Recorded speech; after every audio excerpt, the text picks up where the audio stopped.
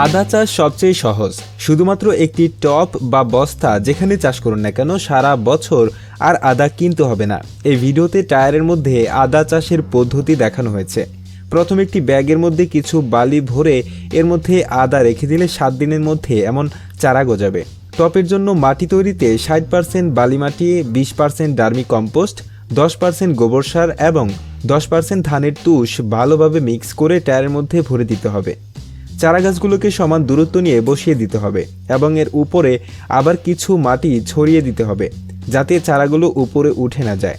চারা লাগানোর 2 মাস পর 6 চামচ সরিষার খোল এবং 2 চামচ ইউরিয়া সার শুকনো গোবরের সাথে মিশিয়ে চারার গোড়ার মাটির সাথে মিশিয়ে দিতে হবে।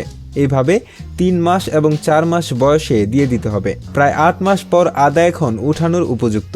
আদার ফলন কেমন হয়েছে দেখুন। ভিডিওটি ভালো লাগলে একটি লাইক করে দেবেন।